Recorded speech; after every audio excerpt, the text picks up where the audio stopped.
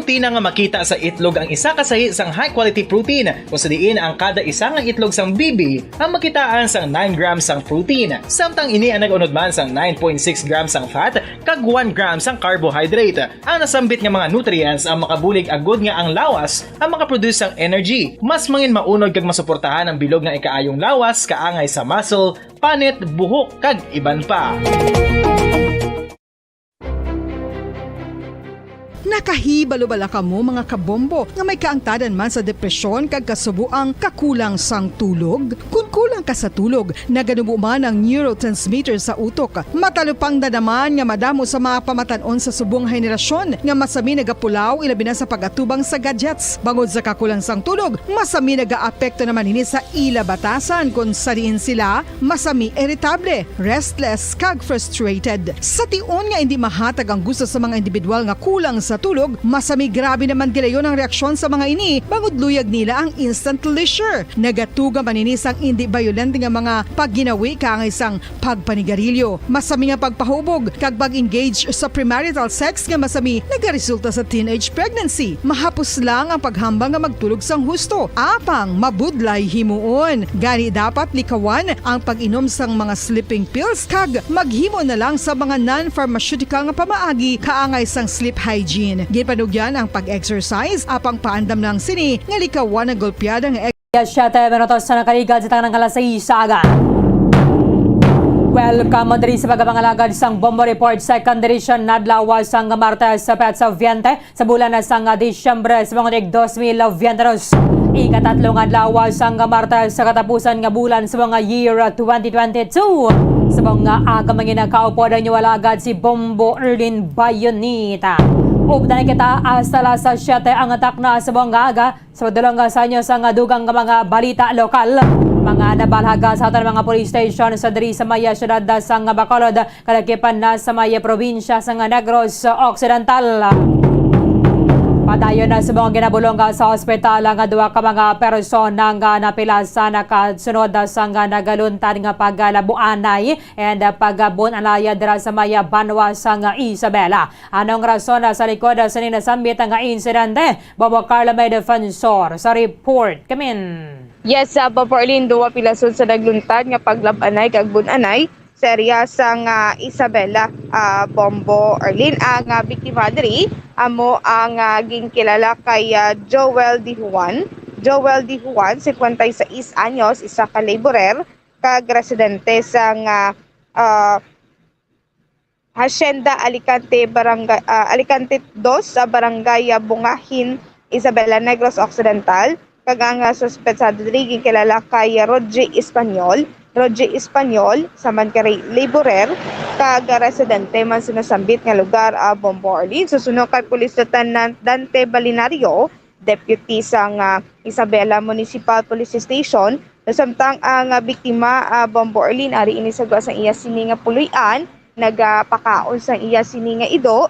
So naglabay ining suspetsado ginlampusan na iya sini nga ido Bombo Arlene. So nagpauli ini ang suspetsado din nagsulod ini man nga biktima Bombo Arlene kay may lalisanay pa nga natabo sa ila nga duwa.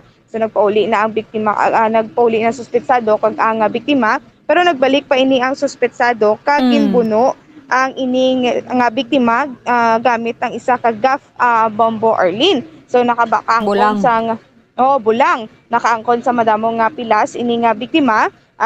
Nakabalos ang biktima kay tinakakuha man ini siya sa iya siniya nga bolo Bombo Arlene kag ginalabo ang suspetsado naigo ini siya sa ulo Bombo Arlene. Sa gilayon gindala ini sila sa malapit nga hospital dira sa area sa Isabela Municipal Police Isabela Bombo Arlene. Sa Bombo Arlene pamatian bala nato na pahayagi kan kay Police Lieutenant Dante Balinario. Bing insidente ito sa barangay kagilayon na nag-respondi ang ato niya kapulisan to kag dito sa ilang pagpang investigar naglunta din ang pagpanglabo kag pag buno tungod ini sa kay ang involvado de si Joel D. Juan. Amo ni siya ma'am ang bunan ang si Roger Espanyol amo ni saya ang nalabaan nga may igo sa ulo. According ni siya kay sa mga witness naman to, ang nalabaan ni ma'am nga si Roger Espanyol, hubog niya siya kag naglabay niya sa balay nila ni Joel De Juan. Ang ila man ni binga distansya sa balay, isa man ni ka balay ang ila hulot mong. Kaya pagkaon ni si Joel De Juan sang iya nga ido, kagin lampusan ni Roger ang nalaban sa ang iya nga ido. Kag dito naglalisanay sila, kag naghambal ni si Roger nga mabalik siya. Ulaton siya, kay mapuli sana kay mabalik siya. Si Joel ni nagkuha man ni sa binangon sa iya nga balay to nga panigana. Kag namo na pagbalik ni Roger dito sila balay, naglalisanay ni sa, tapos si Joan ginagapos pa ni isang iya nga kagbata kay para hindi lang tani nga magdabutanay sa punto nga magbunanay o kung mapilasan sa ila. Pero si Roger Espanyol ang nalaban, siya ni una nagbuno sa kay Joel De Juan. Rason niya si Joel De Juan nagbalos man labo kag diri ni naigo sa ulo si Espanyol. Ang duwa ni ma'am ka suspect kag victim, ari ni subong ma'am sa may Isabela Hospital. Si Joel De Juan ang nabunan, stable naman ni mamang iyang isang x-ray kag daw wala man sa mga internal organs sa tunga na damage.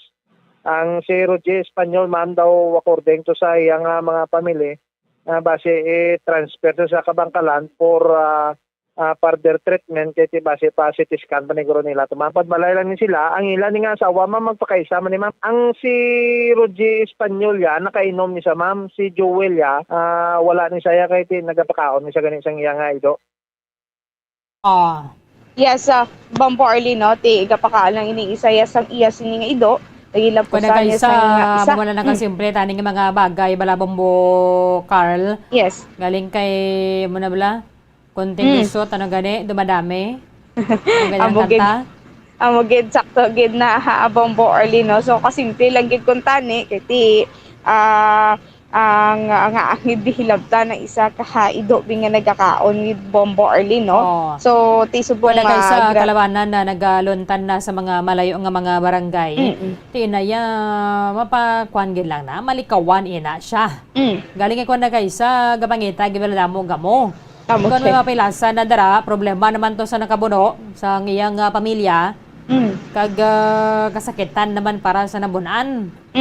Ate, sa sakto gid na Bombo Arlie, no? Kung kaisa, why giniya madangta, kung wala ka gid sang dangtan, kung magagahikaw sang inom-inom, kaya dapat ang ilim nun sa tiyan, hindi sa ulo, Bombo Arlie. Kung may kita ka dara sapat sang iban, pabayin na yung sapat. Sakto gid kay wala man ay pang labot. Kay man masugod man lang na, kay ginilabtan mo tong iya sang iban.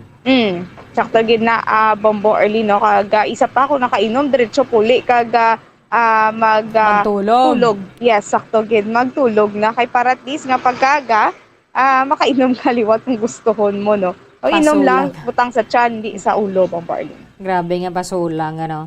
Iba na nga dana no may panalaw pawana sa gabi daw term na sa gapasulang nga bala. Pero hindi na yan makabulong, makapalala pag ginagani mo Carl. Amo gid sakto Duwa gid ang tawo, duwang behavior sang tawo kon mahubog. Inang perte ka buot kag sulumpaan. Sakto gid na Bombo Arlie, no. So kabay pa kay subong nga daan, holiday season, ti madamo sa mga party Bombo Arlie. So Correct. sakto-sakto lang nga makapuli sang insakto, Bombo Arlie. Nablang ano lang, pampatulog lang bala, Momo Carl. Yes, hindi lang magpataba kay ti kung Iba na magpatama ka man. solo shot daw naganaming kaon. Kag naganami man ang tulog.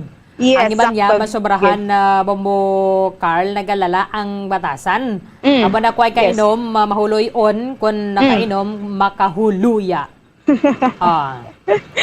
Sakto gina Bombo Arlie. Nati kung kaisa enjoy lang man kay ti sakto-sakto lang man niya Bombo Arlie, pero may ara gid iban nga nakahuluya gituod Bombo Arlie, no, kay ti may lasa sang himuon nga malain Bombo Arlie. Iba na doon na ganda yung maghambal kaya doon nag-inat balang panit mo bala sa guya. Yes. Iba naman Sakto ya, gid. wala nagidya huya. Sakto Aba na gid yung nakawatang Bombo na dara, drink moderately. Yes. Ang makaya lang. Ah. Yes, sakto gid na Bombarlin ang makaya lang no kay kung hindi mo yan makaya makaperwisyo ka man sa imo sininga mga kaupdanan Bombarlin. Sige, Bombo Carl. Thank you, Gid. Bombarlin naman ang report tigika sa patrolin ni si Bumbo Calamay Defensor para sa Pambansang Radyo ng Pilipinas, consistent overall number 1 sa Bacolod, Basta Radyo. Bumbo. Maraming salamat kay Bombo Carla Maya Defensor nagagomgo mga tanong sa ning kawaan na diri sa Maya Syudad sa Bacolod kag probinsya sa Negros Occidental subong aga. Sa ginapagwa diri nga weather forecast sa aton State Weather Bureau ang shear line kag northeast monsoon ko ng hangin amihan abon na nagapekto sa Luzon subong Martes sang aga. Maeksperiensyahan man ang pila ka mga pagulan sa pila ka mga areas.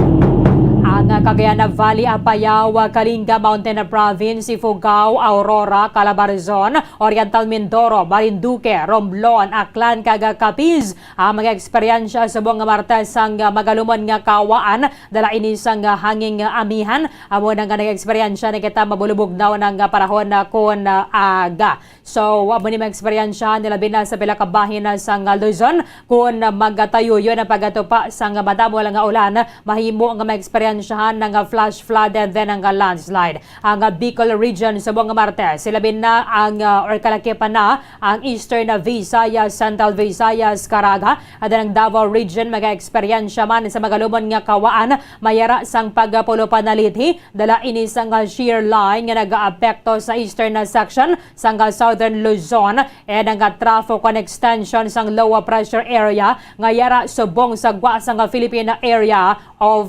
responsibility. Bayara man sa mga inora sang kadabo lagid sang pagatupa sang ulan gani nga magaresulta sa pagdaraw danaw kon flash floods and then landslide.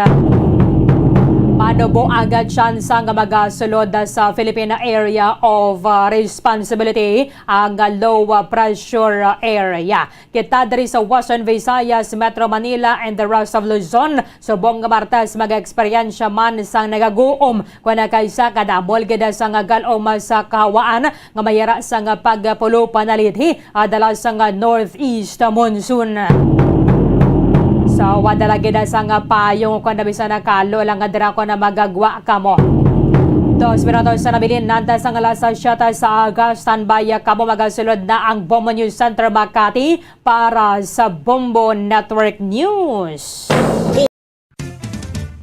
Dugang nga impormasyon angot sa balot. Santo pa sa publication, ang balot ang nagaunod man sa niacin, riboflavin, kag thiamine, nga nagabulig sa metabolismo sang enerhiya sa lawas. Naibaluan nga bangod sa nutritious qualities nga makita sa balot, kita nga mga Pilipino ang ginakonsiderar ini nga superfood nga maayo para sa brains. Ang isa ka itlog nga balot ang nagaunod sang 188 calories, 13.7 grams ang protein, 14.2 grams ang fat, 116 mg ang calcium kag 2.1 mg ang iron. Ang balot, ang makabuligman sa mag-asawa bilang aphrodisiac, nga kaangay sang Viagra. Bango dini ang may mataas nga protein content, kag sarang makapaboost sang energy, kasubong man sang desire. Kung luyag mo sang maayo nga delicacy nga madugang sa imo diet, ang balot, ang isa sa maayo nga choice.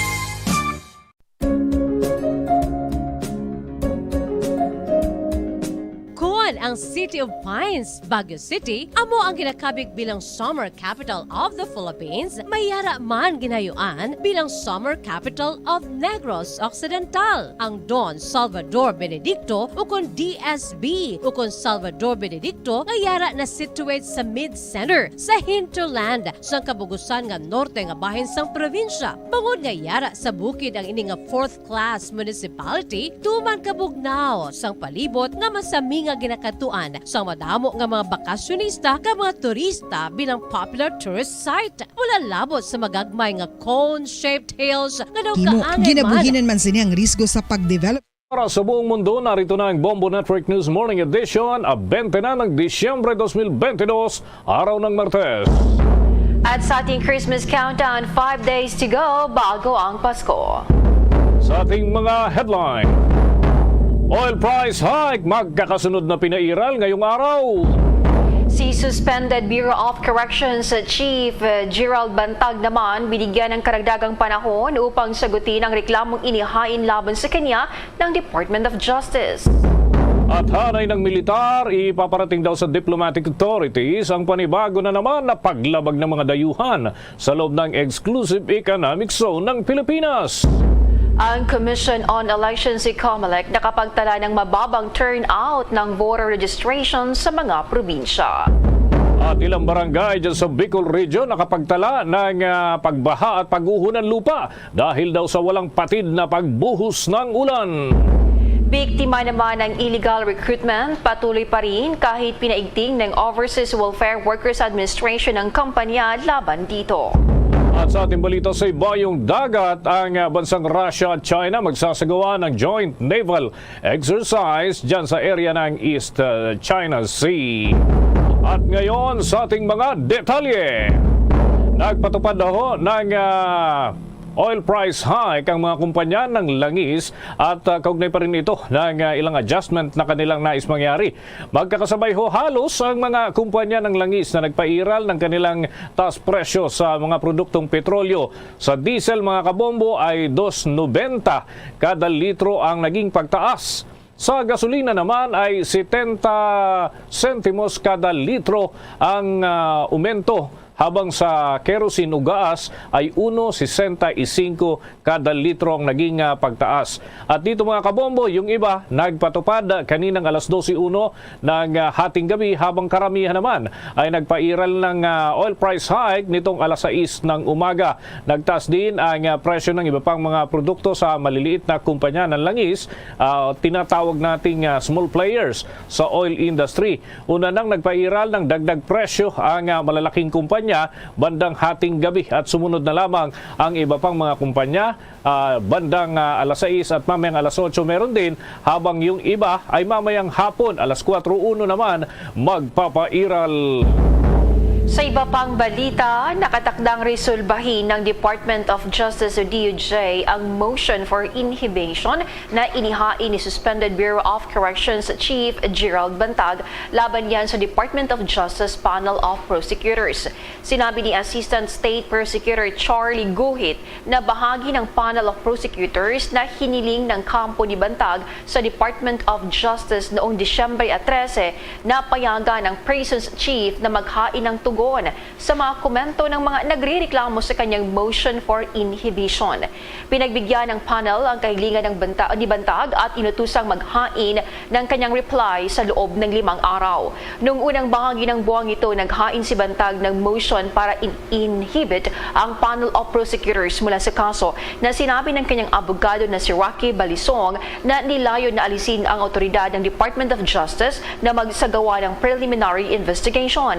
Binanggit pa ni Balisong bilang isa silang dahilan para mapigilan ang pakikipagkalakalan ng barb sa pagitan niya ng mga opisyal ng Department of Justice, particular na si Justice Secretary Jesus Crispin Remulla at Bantag na nagsasabing ang nasuspende na Prisons Chief ay karapat-dapat sa isang impartial and independent tribunal. Samantala, sinabi naman ni Remulla na dapat harapin ni Bureau of Corrections Deputy Chief for Security Ricardo Zulueta ang mga reklamong pagpatay na inihain laban sa kanya dahil sa pagpatay sa broadcast personality ni si Percy Lapid at ang sinasabing middleman sa kanyang slay contract na si Christy Tutu Villamor Palanya. Si Zulueta, ang Bureau of Corrections Deputy Director for Security and Operations, ay naging kanang kamayan ni Bantag. Sa pagpapatuloy ng ating mga balita, isusumiti naman ng Armed Forces of the Philippines o AFP ang kaukulang diplomatic sa kaukulang diplomatic authorities yung pinakahuling ulat ukol sa insidente ng paglabag umano sa Philippine Exclusive Economic Zone ng Chinese Coast Guard. Tugon ito ni Armed Forces spokesperson Colonel Medel Aguilar, kasunod na rin ang natanggap na radio challenge ng isang barko ng Philippine Navy mula sa isang barko ng Chinese Coast Guard habang nasa resupply mission sa Ayungin Shoal sa bahagi ng West Philippine Sea. Ang tropa po yan ng Pilipinas nitong nakalipas na mga araw lamang.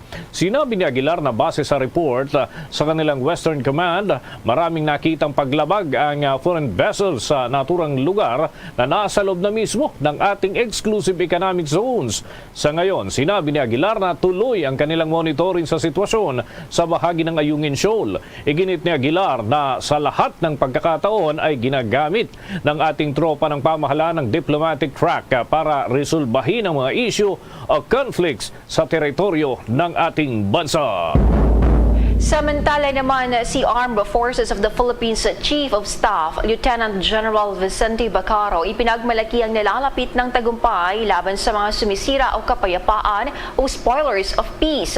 Ang mensahe ng Pangulong Marcos naman sa 87th Armed Forces of the Philippines Anniversary na panatilihin ang commitment sa pagsusulong ng kapayapaan. Alamin ang karagdagang detalye sa report ni Bombo Annalise Soberano.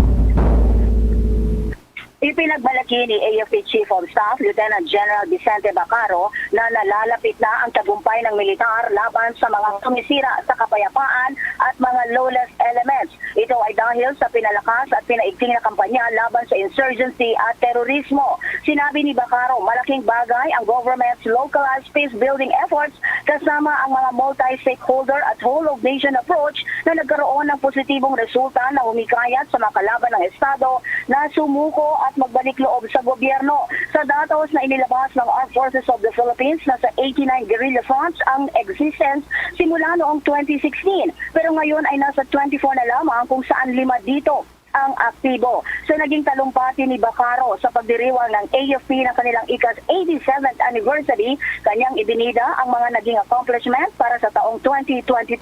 Siniguro din ni Bacaro kay Pangulong Bongbong Marcos sa darating na mga araw may mga ilalantad na bagong kampanya ang AFP na layong makamit ang tunay na pagkakaisa, synergy and peace para sa ating bansa. Tiniyak ni AFP Chief sa Pangulo na ang militar ay mananatiling committed sa kanilang trabaho para mapanatili ang kanilang tagumpay. Bukod sa pinalakas na internal security operations, pinaigting din ng AFP ang kanilang external security operations upang matiyak na ang Pilipinas ay ligtas mula sa pressure and aggression mula sa labas. Siniguro din ng AFP Chief of Staff na palakasin din ito ang ugnayan sa mga partner nations. Pakinggan natin ang pahayag ni AFP Chief of Staff, Lieutenant General Vicente Bacaro.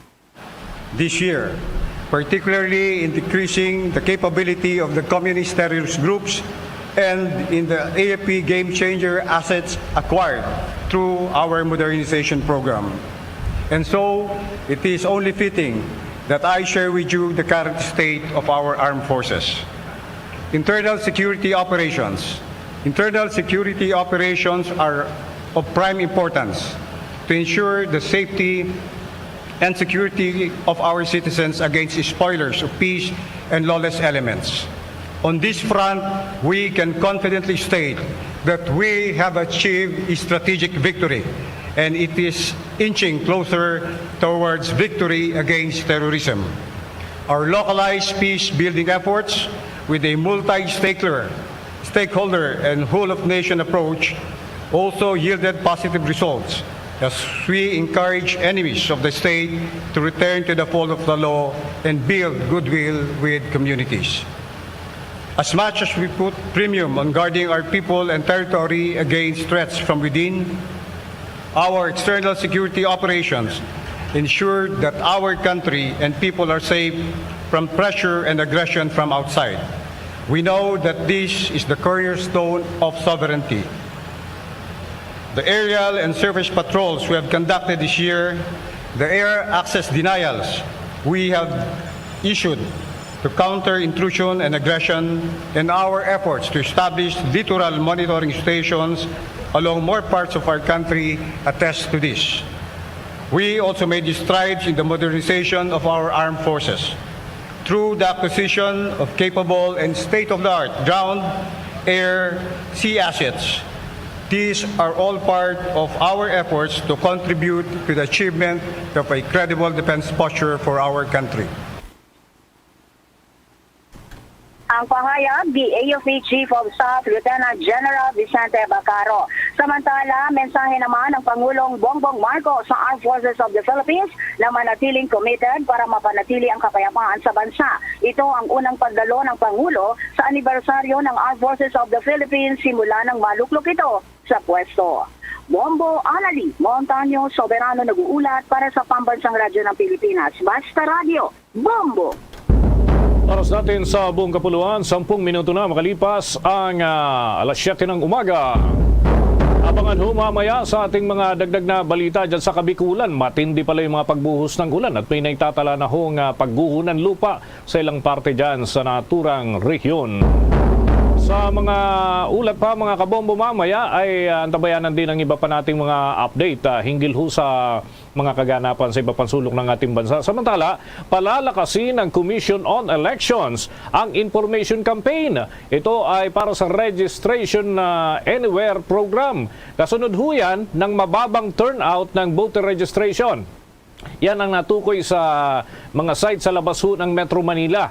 Sinabi ni COMELEC o Commission on Elections Chairman George Erwin Garcia na bagamat mababa ang naging turnout, inaasahan nila ang mas maraming aplikante sa pagpasok ng deadline ng Enero 22. Nakapagtala ang Commission on Elections ng 292 applicants sa unang araw ng Registration Anywhere na idinaos noong araw ng Sabado sa 8 sitio dito ho sa ating bansa. Habang 390 naman na mga aplikante ang naitala sa ikalawang araw. Walang naitala ng mga aplikante sa unang araw naman ng pagpaparehistro sa area ng Tacloban, habang sa Legazpi City ay nakapagtala ng 6 at sa Naga ay 12.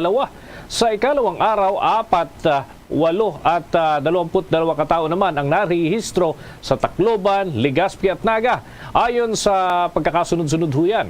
Ang Register Anywhere program ay isinasagawa tuwing araw ho ng Sabado at maging sa araw ng Linggo para ito ho ay may isa katuparan at mas marami sana ang makapagpatala. Magtatapos naman ito sa Enero 22 ng susunod na taon.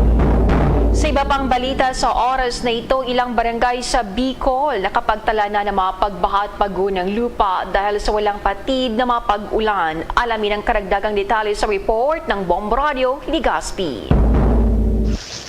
Bombo Jane and Bombo Dennis, nakapagtalangan ng pagbaha at mga pagguho ng lupa ang ilang barangay dito yan sa Legazpi City sa lalawigan ng Albay matapos ang naranasang matinding pag-ulan kahapon. Kabilang sa mga barangay na nakapagtala ng pagbaha or flash floods ang Barangay Ilawod West, Kabangan, Tula-Tula, Mauyod, Barangay Orosite, Pinarik at Barangay Bitano na kalimitang binabaha kapag may mga malalakas na pag-ulan sa nasabing sa syudad. Ayon naman sa Barangay Kagawad ng Barangay 18 Kabangan, Legazpi City, nauna na nilang nailikas ang nasa mahigit kumulang 60 or 80 na mga individual bilang preventive measures.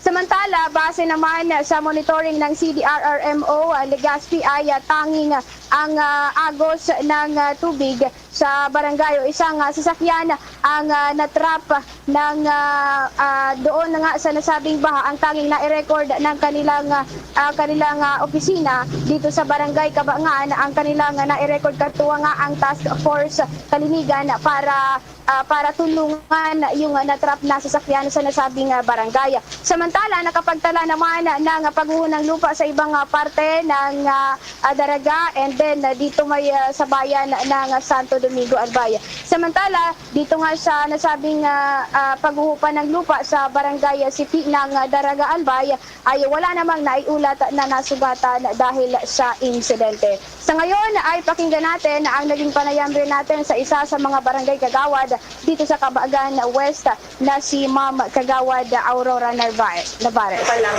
maaga, gumising ako para nagtulong-tulong na kami, pati kasama ko na yung asawa ko, anak, para bigyan ng babala ko yung mga tao doon sa Putindaga. Kasi po talagang malakas o madaling yung tubig dyan sa kanila. Kaya nagbigay na rin ako ng babala sa kanila na kailangan umalis na po sila. Tapos hanggang ito pong umaga yun ay nag-assist kami dito ng mga sasakyan at mga magpapalitat pa para sabi ko matulungan sila dahil hindi natin alam kasi yung pag-abot pa ng ulan kung magiging pa yun na maghapon, tataas pa po ang baha, ang tubig. Okay, Bombo Aisa. Kagawad Aurora Navarez. Okay. Live mula rito Bombo para Aisa. sa Bombo Network News. Ito si Bombo Aiza Moral para sa Pambansang Radyo ng Pilipinas. The #1 radio network in the country, Basta Radio, Bombo. Okay, Bombo Aisa, gusto ko lang malinawan yung figure doon sa mga nagsilikas, may binabanggit ka 60 or 80 ba to? Yung mga initial na nailikas? Yes, Bombo Dennis, sa ngayon ang initial na record ng ating barangay ay umabot sa 60 hanggang 80 na mga pamilya or individual. Linawin ko lang, individual, Bombo Dennis, ang inilikas kahapon dahil nga sa malakas na pagbuhos or malakas na agos ng tubig sa nasabing barangay. Yung reported na landslide, malaking landslide ba ito o minor landslide? Paano natin i-classify batay dyan sa statement ng mga opisyal? Batay sa CDR or MDRRMO Daraga ay isang minor landslide ang nangyari na kung saan hindi naman nakapagtala ng mga sugatan, and then pasalamat yung ating mga opisyal na walang nadamay na tao dahil nga dun sa nangyaring landslide, Bombo Dennis. One just last point, kumusta ang lagay ng panahon dyan at mukhang may mga pag-ulan pa rin. Ano ito, nagsimula kanina pa or tuloy-tuloy pa rin yan mula kahapon o kagabi, Bombo Aisa? Bombo Dennis, sa ngayon ay malakas pa rin ang pag-ulan pero kagabi medyo humina rin at ngayon ay umaga ay buhos or matindi na naman yung pagbuhos ng ulan ang nararanasan ng Albay dito nga sa ating probinsya. Sige, kami makiki-update pa kung may mga development dyan sa inyong lugar. Maraming salamat at ingat kayo dyan.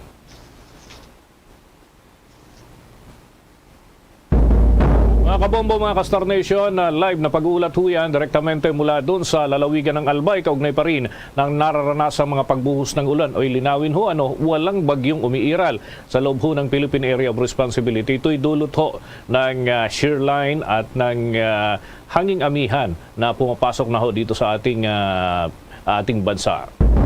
Sa atin pang mga karagdagang balita, ipinaubaya na ng Armed Forces of the Philippines sa pamilya ni Communist Party of the Philippines founding chairman Jose Maria Sison yung pagpapasya kung ibabalik dito sa Pilipinas ang kanyang labi para dito mailibing. Ito ang sinabi ni Armed Forces spokesman Colonel Medel Aguilar.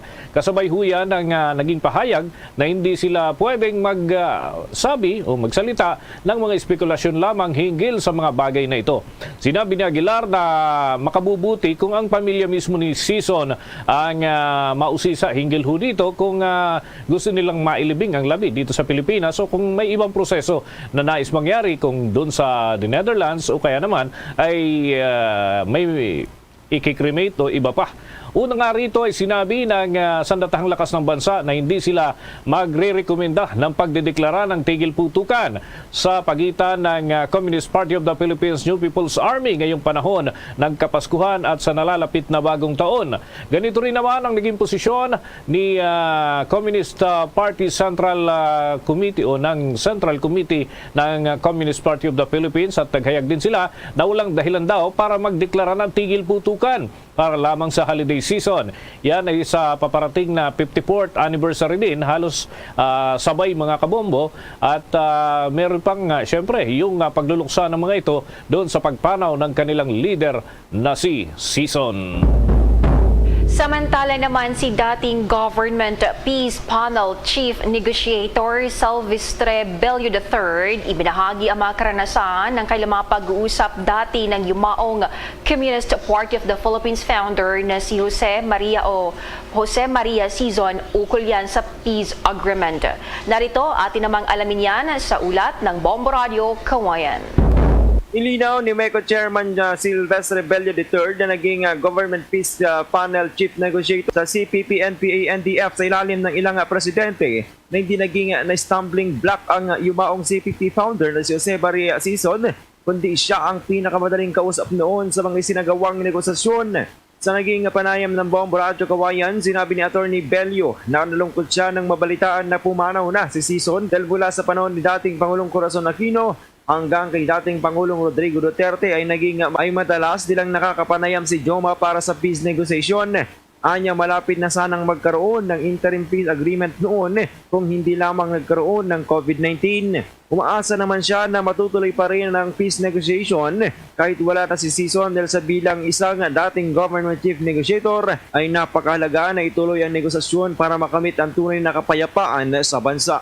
Mali yung paniwala ng iba na stumbling block siya. Nakatunayan nga siya ang pinakamadaling kausap doon sa pagka nakipag-negotiate kami at magkakaroon ng stalemate. Ang madalas na kinakausap namin noon ay si Joma. Si Chairman Joma, siya ang kinakausap namin. At siya nakakapag-break ng stalemate. Oo, hindi po totoo na siya ang stumbling block. In fact nga, kagaya sinabi ko, sayang at nawala siya.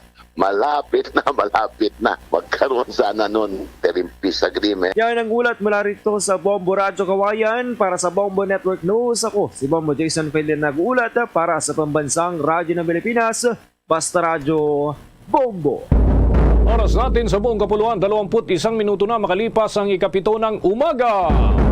Ipinaliwanag ng Bureau of Immigration ang pagsasagawa nila ng mahigpit na screening sa mga dumadating ho na mga dayuhan at biyahero dito sa ating bansa. Sinabi ni Immigration Spokesperson Dana Sandoval na nagiging mahigpit lamang ang kanilang immigration procedure sa mga bansang may naiulat na kaso ng trafficking ng mga manggagawang Pinoy. Ilan anya sa mga bansang tinutukoy nito na mayroong mahigpit nilang pagsala ay yung mga galing sa Vietnam at Malaysia. Mahigpit din ang kanilang ugnayan sa mga paliparan para matiyak ang lahat ng mga entry at exit points ay nababantayan at maigting ang pinaiiral na seguridad. May ilan ding mga ahensya, mga kabombo, ang nagtalaga ng iba't ibang entry at exit points dito sa ating bansa dahil hindi ito lamang ang trabaho ng Immigration Bureau at sa halip ay trabaho rin ito ng lahat ng mga ahensya. Malugod na tinanggap ng mga senadora ang executive order ni Pangulong Ferdinand Bongbong Marcos na nagpapalawig ng mga pinababang taripa sa fresh, chilled at frozen pork, gayon din sa mais, bigas at carbon. Ngunit ang mas epektibo at pangmatagaling hakbang anya upang mabawasan ang mga presyo ng pagkain ay palakasin ang produktibidad at pag-usig sa mga smuggler. Sinabi ni Senate Majority Leader Joel Villanueva na ang Executive Order 171 ay makakatulong ito sa pagpapatatag ng mga presyo sa panahon ng Kapaskuhan, lalo na matapos tumama ang inflation sa 8% noong nakaraang buwan. Dagdag pa ni Villanueva na kailangang ripasuin ang Republic Act 8435 o ang Agriculture and Fisheries Modernization Act of 1997 upang ito ay ma-update batay sa kasalukuyang socio-economic realities at maging future-proof. Binanggit naman ni Senator Grace po ang pagsisikap ng Administrasyong Marcos na bawasan ang mga gastos sa mga pangunahing bilihin para yan sa mga mamimili. Ngunit kailangang suriin ng tapat ang Executive Order 171 na inilabas noong Mayo at tingnan kung nakamit nito ang mga layunin nito mapababa pa ang mga presyo. Inimok naman ni Pangulong Ferdinand Marcos Jr. ang hanay ng militar na ituloy pa rin ang pakikipag-ugnayan sa mga kalyadong bansa, dito lalo na mga kapitbahay nating bansa para matugunan daw ang masalimuot na security environment. Sa kanyang pagdalo sa 87th anniversary ng Armed Forces of the Philippines, sinabi ng Pangulo na ang kasalukuyang hamon na hinaharap ng bansa sa seguridad ay hindi kumikilala sa border o kaya naman ay hangganan. Git pa ng Chief Executive, kailangang makipag-partner ang Armed Forces of the Philippines sa ating mga kapitbahay na bansa at para magkasamang marisolba ang security concerns. Kasabay nito ay binigyang diin ng Pangulo ang pangangailangan ng sapat na sandata ng Armed Forces of the Philippines para epektibong malabanan ang mga banta. Kasabay na rin ng pagsusulong ng kapayapaan. Nananatiling prioridad ng kanyang administrasyon umano ang isyong pangseguridad at katatagan ng ating bansa.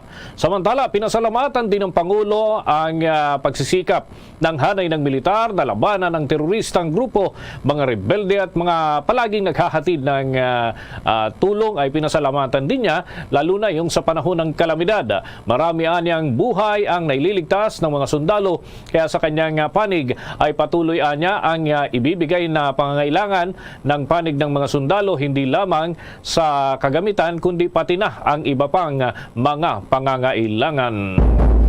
Ginagarantiya naman ni Pangulong Ferdinand Marcos Jr. sa mga sundalo na maging tuloy-tuloy ang Armed Forces of the Philippines modernization sa ilalim ng Marcos administration. Sa talumpati ng Pangulong Marcos sa ika-87th anniversary ng Armed Forces of the Philippines sa Campo Aguinaldo, inihayag nitong committed ang kanyang liderato para sa modernization ng hukbong sandatahan ng Pilipinas at maging isa na itong world-class. Binanggit din ng Commander-in-Chief ang pangailangang masigurong kargado ang arsenal ng hukbo upang matiyak na malalabanan ang anumang banta sa bansa at matiyak na protektado ang mahigit 7,000 isla ng Pilipinas. Idinagdag pa ng Pangulo na hindi lang modernization ng Armed Forces of the Philippines ang pagtutuunan ng pansin ng kanyang administrasyon, kundi higit sa lahat ay ang pangailangan nito. Batid-anya niya ang sakripisyo ng mga sundalo at pagharap ng mga ito sa pagtupad ng kailang tungkulin na ayon sa Pangulo ay labis niyang ipinagpapasalamat.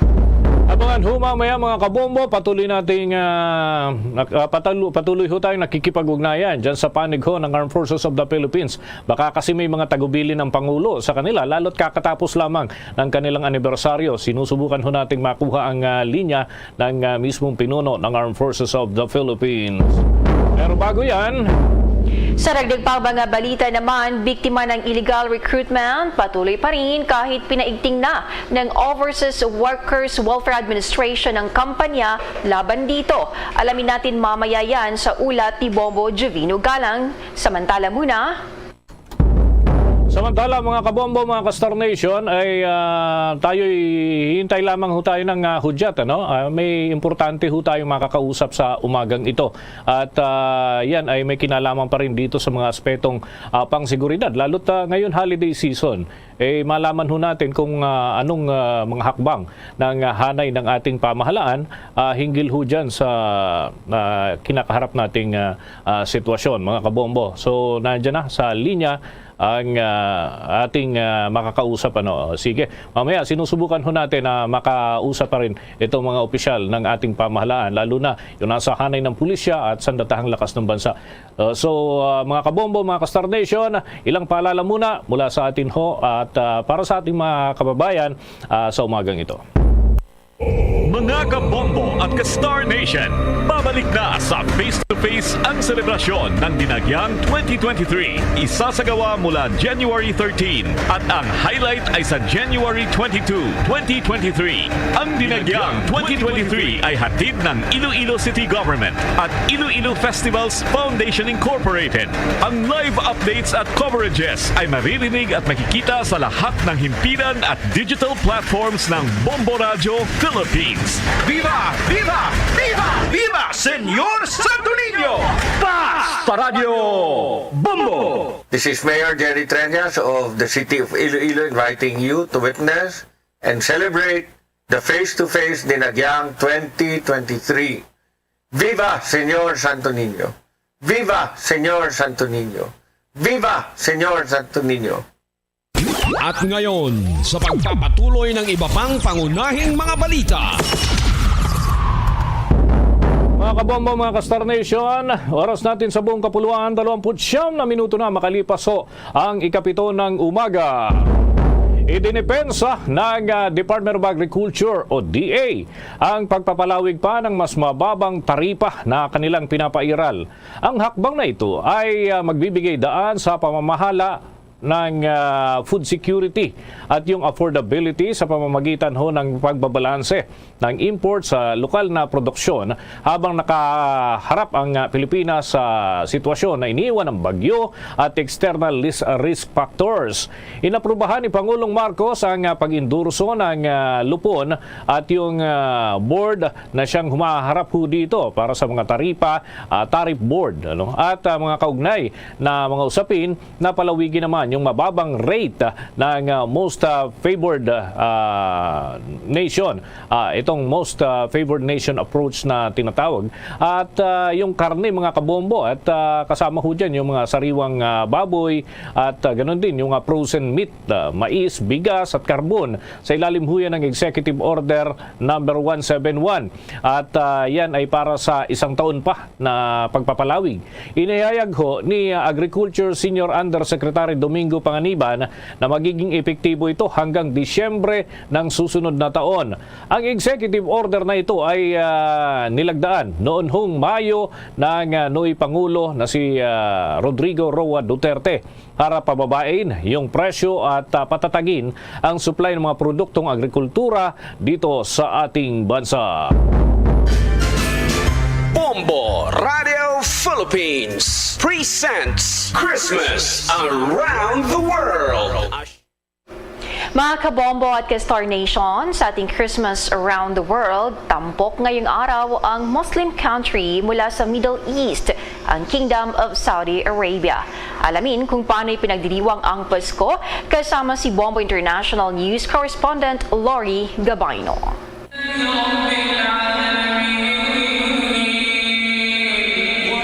Ang Kingdom of Saudi Arabia ay isang Muslim country, ikalimang pinakamalaking bansa sa Asia. Ang opisyal na relihiyon sa Kingdom of Saudi Arabia ay Islam, base sa 1992 Basic Law of Governance ng Kingdom of Saudi Arabia, kung saan ang kanilang mga tradisyon at practices ay base sa buhay ni Propeta Muhammad.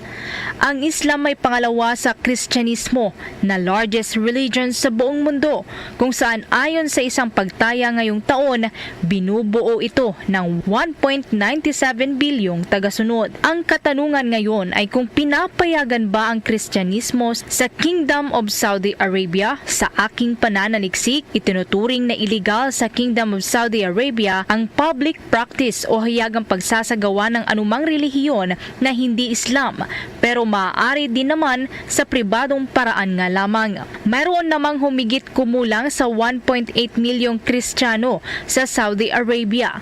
Lahat ay mga foreign workers lamang.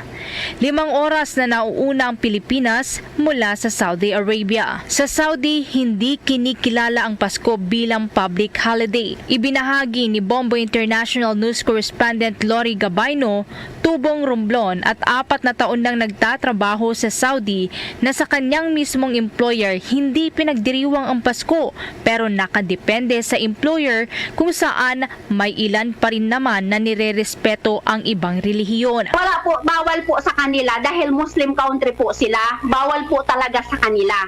Dito sa employer ko sa amo ko. Depende po yan sa employer. May employer din po na malawak ang kaisipan at pero dito sa akin as in wala po. Sila. Bawal po talaga sa kanila. Nakakalungkot din na malaman sa pagbabahagi ni Bombo International News Correspondent Lori na sa ilang taon na nito sa Saudi na wala pa itong araw ng pahinga sa hangarin na makapaghanap buhay ng marangal at matulungan ang kanyang pamilya. Hindi po ako lumalabas ng bahay. Wala po akong D.O. Dito lang po ako sa loob ng bahay. 4 years na po ako dito. Nagbalik po ako ng July. Pangalawang balik ko na po dito sa same employer po. Nagbakasyon ako ng March 4. Bumalik ako ng July. Nag 4 years na ako bago pangalawang balik ko na. Wala po. Sa experience ko dito, wala po na lumalabas ako.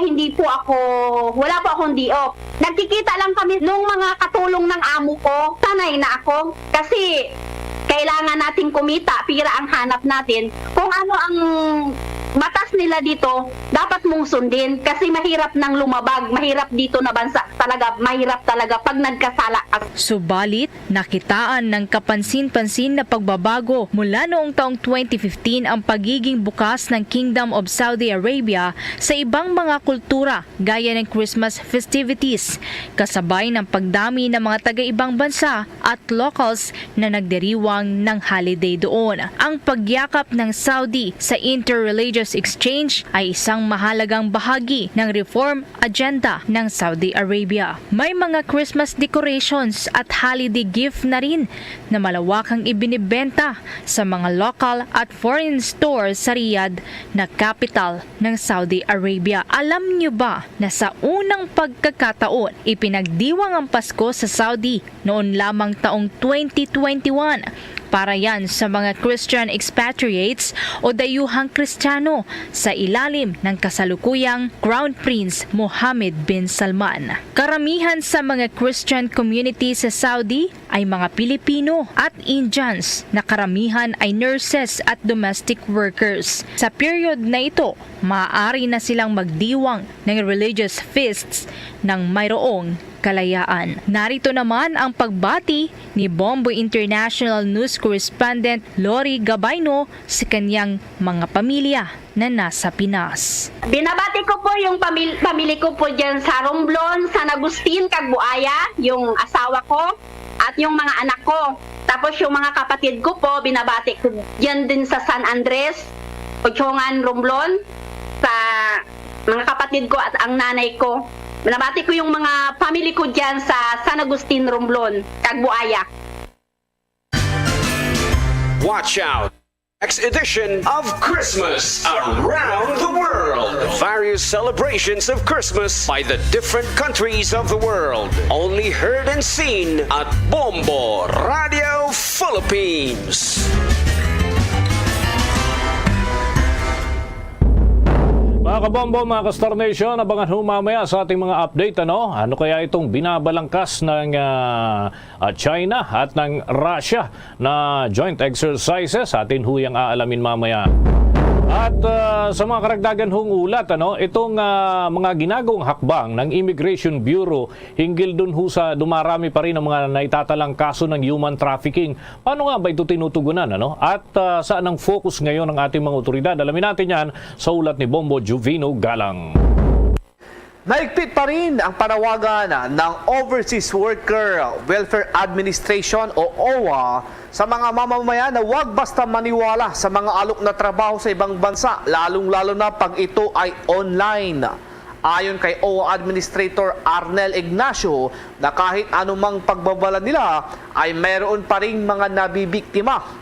Kadalasan anya na nag-aalok ang mga ito sa social media dahil madaling lapitan at paniwalaan ng mga nabibiktima nila. Dumarami po ang nabibiktima ng mga peke na trabaho sa online customer support sa Cambodia, Laos at Myanmar.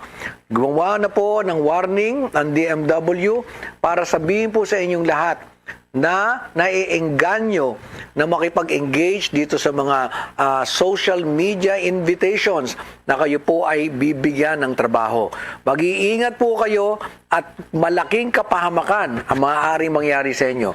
Pagtitiyak naman ni Ignacio na ginagawa nila ang lahat ng kaparaanan para agad na masawata ang nasabing pagkalat ng illegal recruitment. Pinayuhan din nito ang mga mamamayan na agad na dumulog sa Department of Migrant Workers para hindi na sila mabiktima ng anumang illegal recruiter. Ito pong sulat ni Yusek Bernard Olalia ng DMW.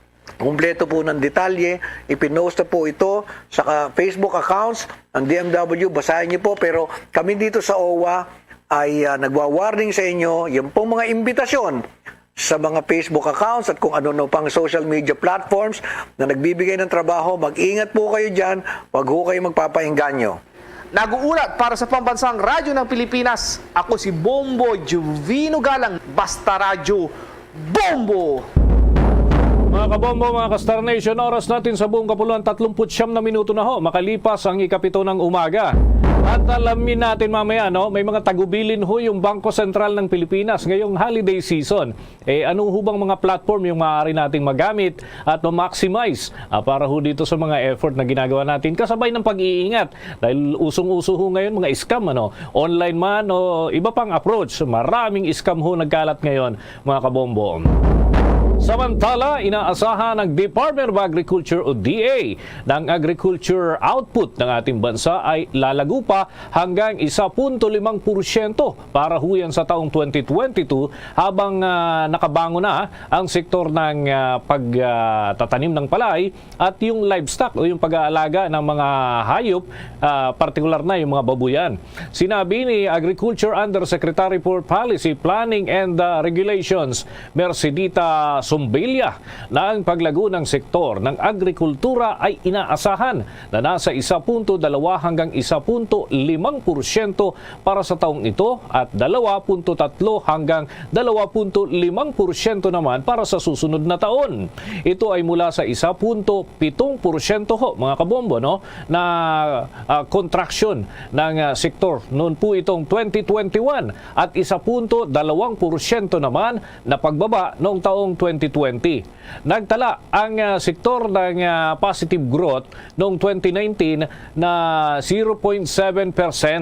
Ang paglago na yan mga kabombo na naitala ngayong taon ay nakadepende naman kung gaano kalakas ang magiging performance ng mga livestock at yung rice sector. Ayan ay para sa katapusan ng taon. Sinabi ni Zumbilya na ang industriya ng pag-aalaga ng baboy ay talagang bumabawi ngayon mula ho sa epekto ng African swine fever at ito yung ASF at pinadapa nga yung industriya ng pagbababoy dito ho sa ating bansa mula nung epekto noong 2019.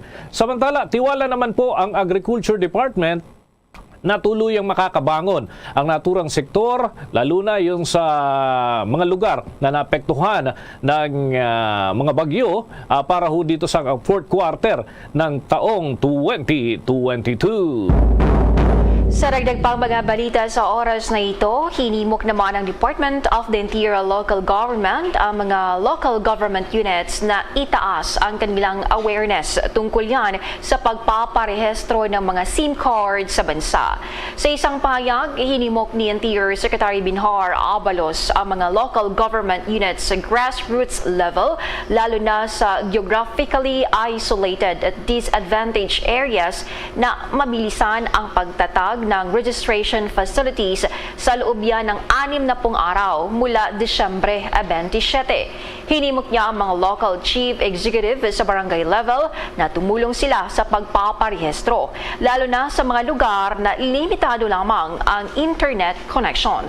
Sinabi ng kalihim ng Department of the Interior Local Government na makikipag-ugnayan ang departamento sa National Telecommunications Commission, Department of Education at Information and Communications Technology para ipatupad naman ang Republic Act 11934 o Subscriber Identity Module Registration Act. Sinabi pa ni Abalos na ang batas sa pagpaparehistro ng SIM ay makakatulong ito sa mga otoridad na nagpapatupad ng batas, lalong-lalo ng Philippine National Police na labanan ang mga cybercrime sa bansa, tulad yan ng mga text spam at online fraud. Binalaan din ng kalihim ang mga magbibigay ng maling impormasyon sa pagpaparehistro na makaharap sila sa mga kaso sa ilalim ng batas. Ang pagpaparehistro ng SIM card na may mali o fictitious information o paggamit ng fictitious identity ay papatawan yan ng parusang pagkakakulong ng 6 na buwan hanggang 2 taon at multa na nagkakalaga naman ng 100,000 pesos hanggang 300,000 pesos. Samantalang pag-spoof naman sa isang rehistradong SIM ay papatawan niya ng 6 na taong pagkakakulong o kaya magbayad sa 200,000 pesos na multa. Oras natin sa buong kapuluhan, 43 minuto na makalipas ang 7 ng umaga. Abangan ho mamaya yung mga update natin sa international news. May panibagong mga pag-atake po ang Russia kung saan maraming gusali ang nasira dyan ho sa Ukraine. Sa kanilang patuloy pa rin at tumatagal na. Baka umabot pa daw ng susunod na taon ang sagupaan dyan ho sa Ukraine at Russia. Samantala, kinikilala at binigyan ng parangal ni Pangulong Bongbong Marcos Jr. ang ilang opisyal, maging ang enlisted personnel, kawani at educational institutions. Yan ay sa ginanap na 87th anniversary ng Armed Forces of the Philippines. Kabilang ho sa mga tumanggap ng Distinguished Conduct Star Award, sina Colonel Joel Lubitanya at Technical Sergeant Joseph Hubilbayan, kapwa ng Philippine Army. Si Lubitanya, mga kabombo, ito yung ground commander ng Joint Counter Action Teams nang makainkwentro ho ang mahigit 30 armadong miyembro ng komunistang grupo sa Nasugbu, Batangas. Ito naitala itong mga kabombo noong November 28, 2017. Nagboluntaryo pa itong si Lubitanya na manguna sa counter action operation kung saan ho ay siya ay nagtamo naman ng sugat sa iba't ibang bahagi ng kanyang katawan. Ang operasyong iyon ay nagresulta sa pagkamatay ng 14 na mga tinuturing na terorista ng gobyerno at yung pagkakadiskubre ng high-powered firearms sa iba pang mga pampasabog na na-recover din. May mga bala din ho doon at mga dokumento na nakuha. Ito naman, si Hulibayan ay nagpakita raw ng tapang sa harap ng mga kalaban sa serye ng inkwentro sa pagitan naman ho ito ng tinatayang 40 ng mga miyembro ng New People's Army sa Esperanza, Agusan del Sur noon po itong 30 ng taong 2020. Iginawad naman ng Pangulo ang Gold Cross Medal kay Second Lieutenant Elvin Arcilla ng Philippine Army na nagsilbing platoon leader ng Scout Platoon ng 54th Infantry Magilas Battalion ng 5th Infantry Division. Sa isang inkwentro huyan, laban sa mga armadong komunista dun sa Asipulo area ho ng Ifugao. Dalawang opisyal din mga kabombo mula sa Philippine Navy at Philippine Air Force ang ginawaran ng Bronze Cross Medal at Armed Forces Enlisted Personnel of the Year mula ho ito sa Philippine Air Force, Armed Forces Civilian HR Supervisor of the Year mula naman sa Philippine Army, Armed Forces Civilian Employee of the Year at Armed Forces ROTC Male Cadet of the Year. Meron din hong iba pang mga ginawaran ng parangal doon pa rin sa naturang okasyon at ganun din mga eskwelahan na naging katuwang ho ng Sandatahan Lakas sa pagtataguyod ng kanilang mga programa, yung Cagayan Valley School, yung Cagayan de Oro, yung Tuguegarao, mga kabombo, nagkaroon ho ng mga parangal din ang Sandatahan Lakas ng bansa sa kanilang mga institusyon dahil sa pakikipagtulungan ng mga ito. Samantala, may mga paalala muna tayo mga kabombo, mga Star Nation, standby. Ang saya ng Pasko dahil sa'yo. Merry Munchkin, Merry Christmas, Merry Christmas, Merry Munchkin to you.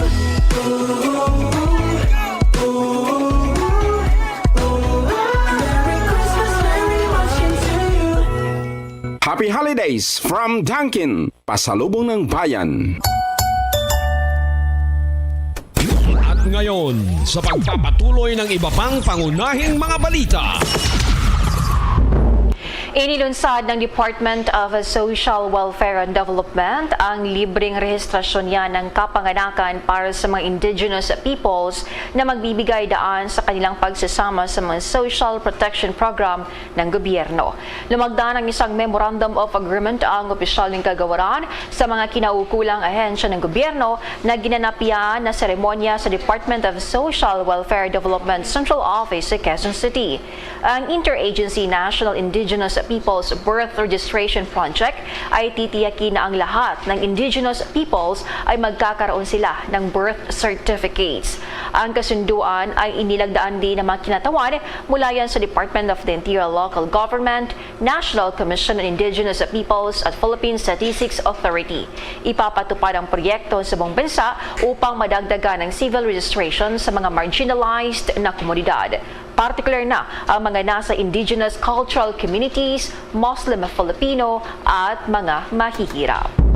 Samantala, positibo naman ang National Economic and Development Authority o NEDA na ang paglago ng ekonomiya ng ating bansa ay maaaring lumampas dun sa target na itinatakda ng pamahalaan para sa taong ito. Yan mga kabombo ay dahil sa pinakahuling nakalap na impormasyon at yung mga inaasahan ng paglakas ng paglago sa huling quarter ng taong ito. Inihayag ni National Economic and Development Authority o NEDA Secretary Arsenio Balisacan na ang average na gross domestic product growth ng ating bansa ay maabot ho sa 7.7% sa unang tatlong quarter ng taon.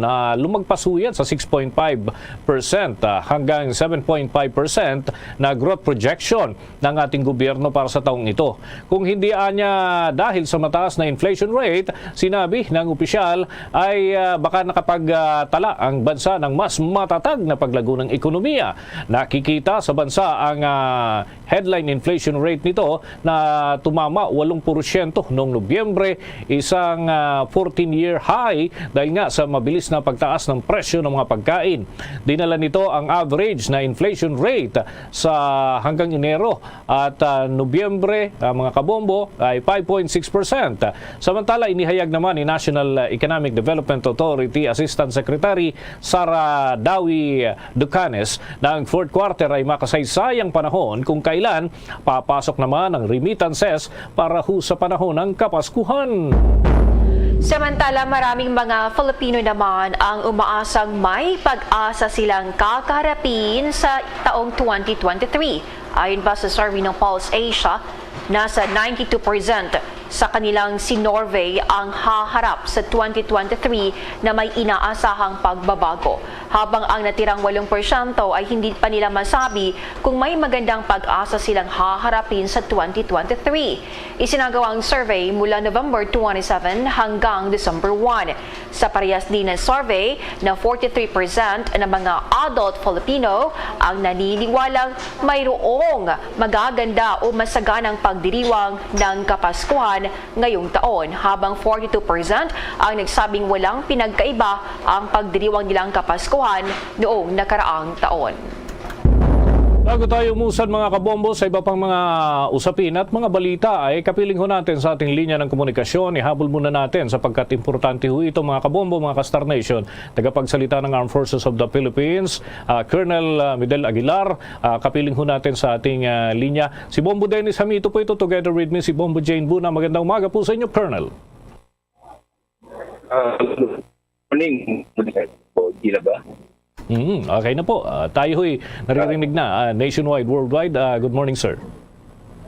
Good morning at Merry Christmas sa ating lahat. Opo, ganun din po ang aming pagbati po sa inyo. Pero ang nais po namin malaman ngayon itong mga hakbang ng Armed Forces of the Philippines. Ngayong holiday season kasi may mga agam-agam, may mga ugong-ugong na sinasabing posible yung paggalaw ng mga rebelding grupo. Lalo't may mga pinaghuhugutan daw sila ng kanilang nais mangyari. Ano po yung mga preparasyon ng Armed Forces of the Philippines single ho dito para hindi tayo mabulaga, hindi tayo masurpresa, Colonel?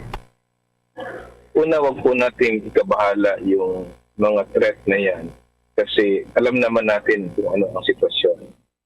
Kahapon po, idineklara ng ating Chief of the Staff, Armed Forces of the Philippines na si Lieutenant General Bartolome Vicente Bacaro ang pagka-achieve ng strategic victory over the Communist terrorist group.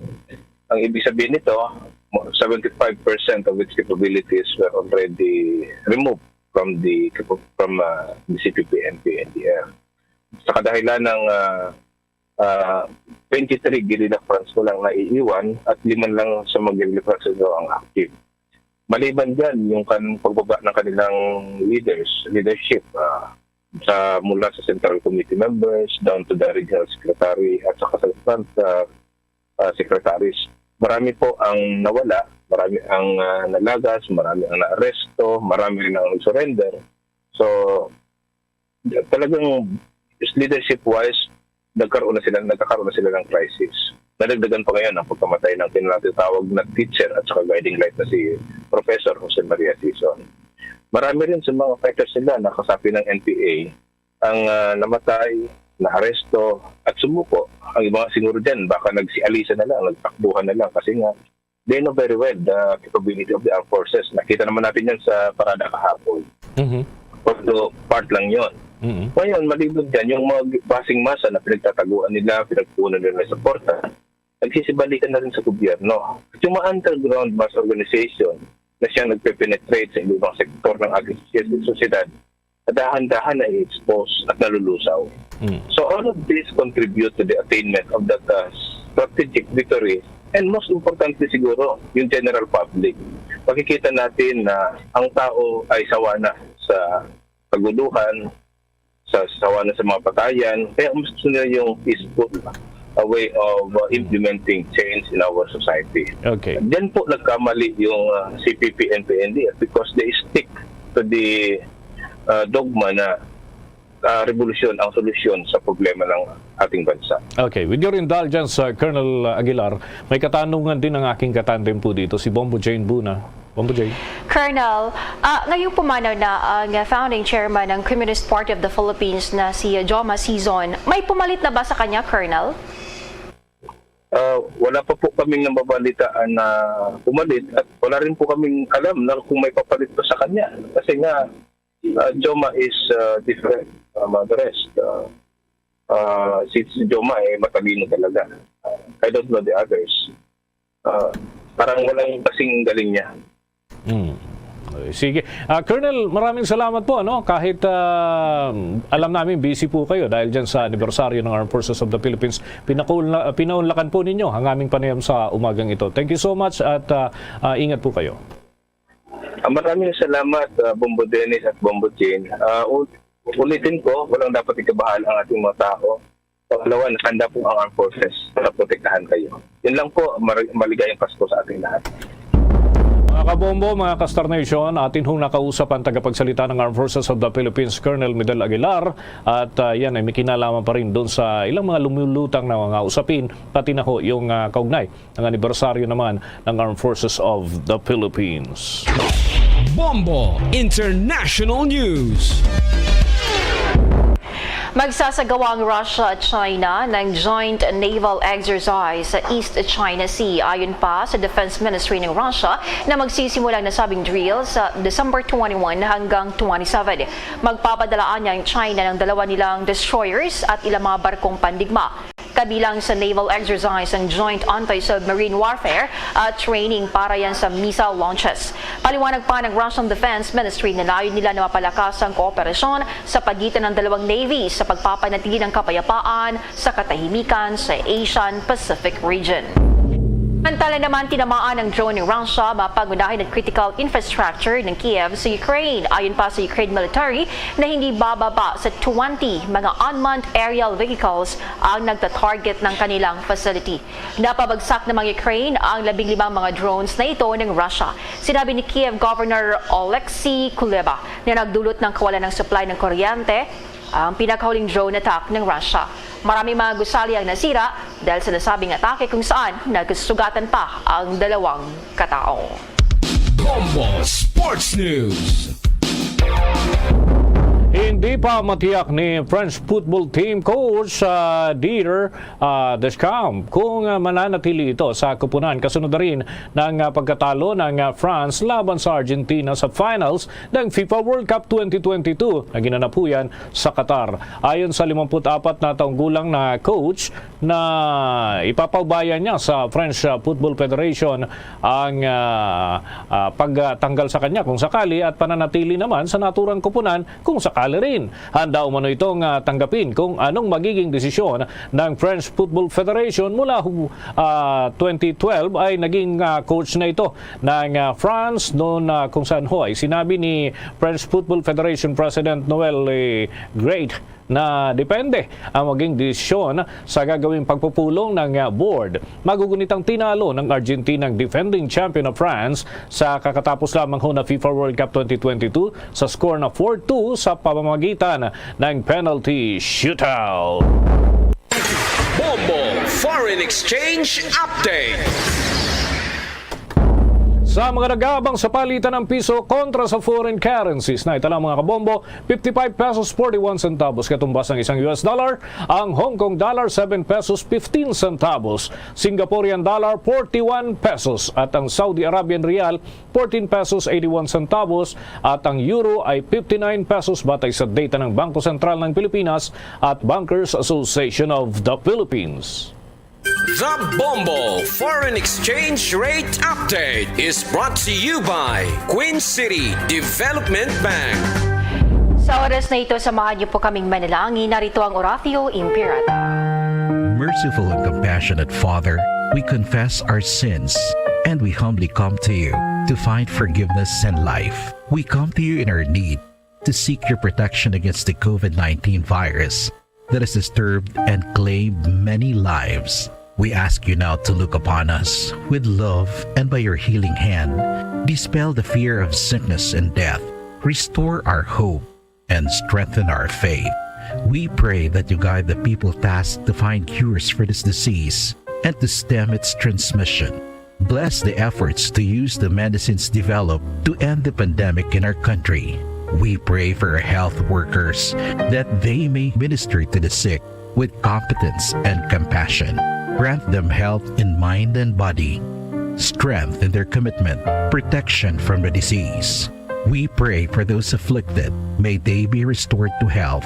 Protect those who care for them. Grant eternal rest to those who have died. Give us the grace in these trying times to work for the good of all and to help those in need.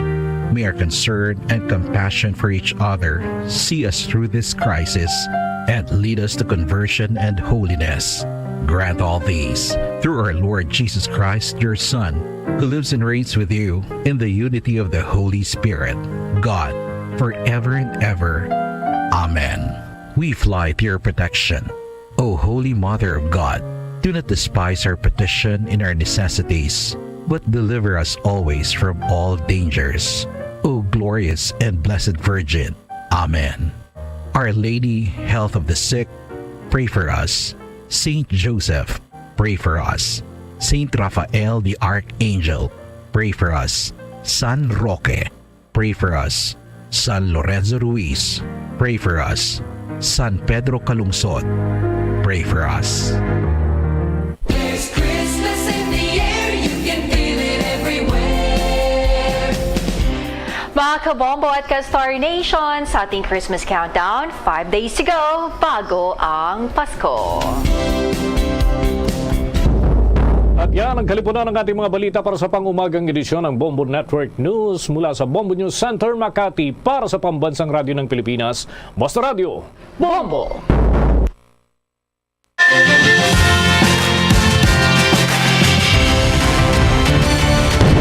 Bombo kahit kanino sa atin nagbibigay saya. Kahit kaano ang maibigay, ang tulong mo na may tunay. Bombo kahit kanino nangangailangan